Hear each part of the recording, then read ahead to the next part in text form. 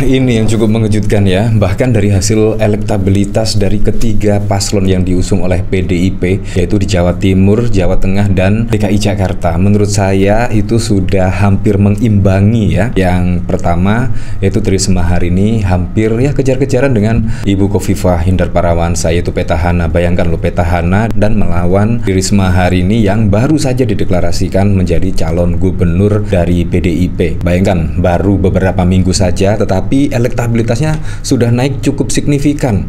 Kalau kita lihat pada waktu lalu ya, elektabilitas Trisma hari ini berada di 13%, tetapi saat ini sudah berada di 26%. Menurut saya itu sudah angka yang cukup lumayan, padahal juga belum berkampanye dan lain sebagainya. Bahkan yang cukup mengejutkan kalau kita melihat pemberitaan dari sini, hasil elektabilitas dari Pak Pramono Rano mulai tempel RK Suswono, peluang Pilkada Jakarta 2 putaran. Nah, bayangkan kalau misalkan kejadian serupa di Jawa Timur dan di DKI Jakarta, menurut saya bisa saja peluang dimenangkan oleh Pramono Rano dan bahkan juga Trisma hari ini di Pilkada Jatim. Di sini sangat mengejutkan sekali. Tetapi yang bikin deg-degser, Pak Andika Perkasa ya di Jawa Tengah itu sangat mentereng sekali. Bahkan perolehan elektabilitasnya itu 58,8%. Artinya sudah fix ya, 1 putaran ya. Kalau kita lihat dari sini, padahal juga belum kampanye ya. Tapi kita tidak tahu ya, fenomena ketika kampanye itu bisa saja merubah total keadaan. Nah, di sini dikomentari oleh Seruan H7, elektabilitas Andika Perkasa, Hendrar Prihadi semakin melenting di Jateng. Ini membuktikan bahwa masyarakat Jateng sudah mulai muak dengan cara-cara kotor yang dilakukan paslon utusan Mulyono. Andika Hendi menyala. Nah, kalau kita lihat pada saat yang lalu ya, setelah putusan MK ya, setidaknya kan menjegal dari PDIP untuk mencalonkan kader-kader terbaiknya pada pilkada serentak. Nah, bahkan kalau kita lihat di Jawa Timur juga sangat sulit sekali untuk berkoalisi dengan paslon tertentu, dan bahkan juga di DKI Jakarta. Bahkan Ridwan Kamil dan Suswono yang didukung oleh 15 parpol itu bisa melawan kotak kosong atau bahkan dari calon independen. Itu juga sangat wow sekali. Tetapi kenyataannya semua berubah, peta perpolitikan berubah setelah adanya putusan MK yang setidaknya menurunkan syarat threshold yang sebelumnya 20% menjadi 7,5%. Artinya PDIP bisa mencalonkan kader-kader terbaiknya pada pilkada serentak besok. Nah, ini juga merubah peta perpolitikan pada pilkada serentak. Artinya di Jakarta PDIP juga bisa mencalonkan, bahkan sudah dideklarasikan Pak Pramono dan Rano Karno. Padahal kalau kita lihat dari hasil survei pada waktu lalu, nama Rano Karno dan Pak Pramono itu sama sekali tidak masuk dari radar survei. Tetapi saat ini, wah, menurut saya cukup mengejutkan karena hasil elektabilitas dari Pak Pramono Rano bahkan juga menempel pada Ridwan Kamil, karena saat ini sudah mendapatkan elektabilitas 28%. Menurut saya sangat keren sekali karena tidak ada nama di survei-survei, tiba-tiba setelah dideklarasikan dan beberapa minggu hasil survei keluar ada di 28. Menurut saya sangat keren sekali. Dan Trisma hari ini pada saat lalu juga ada survei elektabilitas Trisma hanya 13%, tetapi saat ini juga sudah naik. Nah, kalau kita melihat pemberitaan dari sini, survei Poltreking, Khofifah Emil 57,3%, Risma dan Gushan 22,7%, dan Luman 2,2%. Nah, menurut saya cukup keren sekali, dari 13% ke 22,7%. Padahal juga baru dideklarasikan ya menjadi calon gubernur Jatim. Lembaga survei Poltreking merilis hasil terbaru elektabilitas paslon yang akan bertarung di Pilgub Jatim. Hasilnya Khofifah Indar Parawansa unggul jauh atas nama lain. Direktur Eksekutif Poltreking Hans Huda menyebut elektabilitas Khofifah Emil unggul dari atas paslon lain.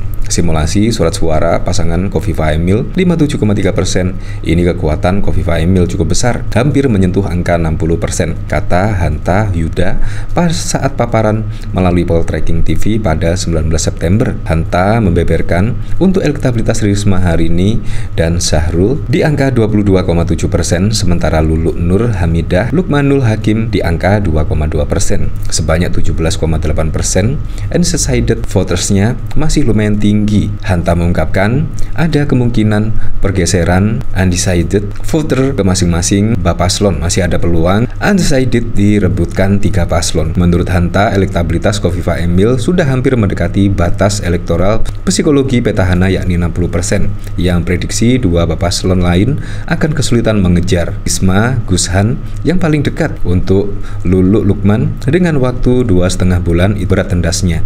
Survei Poltreking digelar pada 4 hingga 10 September 2024. Survei itu melibatkan 1.200 responden di seluruh Jatim.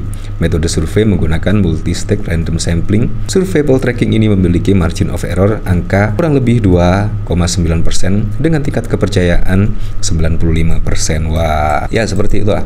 Tapi yang cukup keren juga dari Mardika Perkasa ya. Di sini mendapatkan angka yang cukup fantastis 58,8%. Nah, dari sini saya juga penasaran kira-kira komentarnya seperti apa ya dari Kristanto, yang penting Rambo bukan Sambo.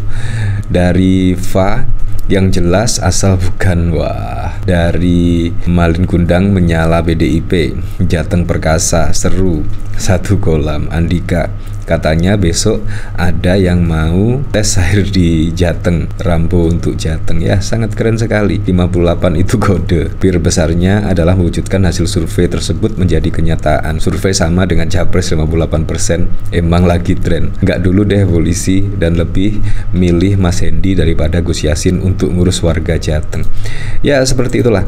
Nah, kalau kita melihat dari pemberitaan di sini ya, hasil survei Pak Pramono Rano dan bahkan itu saling ya hampir berdekatan lah, mendekati dengan hasil survei dari Ridwan Kamil dan Suswono. Nah, lembaga survei LSI merilis jajak pendapat terbaru soal calon gubernur dan calon wakil gubernur yang akan berlaga. Nama bakal calon gubernur DKI Jakarta Ridwan Kamil diminati 53,9% warga DKI Jakarta, sementara itu nama Pramono Anung ada di urutan kedua dengan raihan 20%.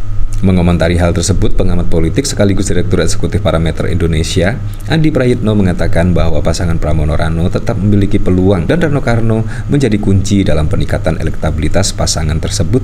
Itu artinya Rano jadi pendongkrak suara Pram. Adapun Rano populer sejak lama dan corak kewibawaannya lumayan kentara, ujarnya dalam keterangan tertulis pada 20 September. Di lain kesempatan, Pramono menyebut kaget akan hasil survei yang ia dapatkan. Dalam konsultasi Pilkada Jakarta, Pramono mengaku memulai dari nol, namun baru beberapa hari melakukan sosialisasi, angka elektabilitas sudah mencapai 28,4%. Kan saya mulai dari 0%, baru seminggu, belum ada, sudah 28,4%. Artinya apa? Publik memberikan dukungan yang luar biasa. Saya sendiri yang perkirakan saya mungkin masih belasan persen, ternyata udah 28,4%, kata Pramono di Tanjung Priok, Jakarta pada 18 September 2020. Ya, di sini sangat keren sekali ya. Bahkan Pak Pramono Rano bahkan juga kaget elektabilitasnya tiba-tiba di 28,4%, hampir mepet dengan Ridwan Kamil dan Suswono. Ya, semoga sajalah pada pilkada serentak besok bisa berjalan dengan aman, berjalan dengan lancar, dan yang paling penting berjalan dengan transparan, jujur, dan juga adil.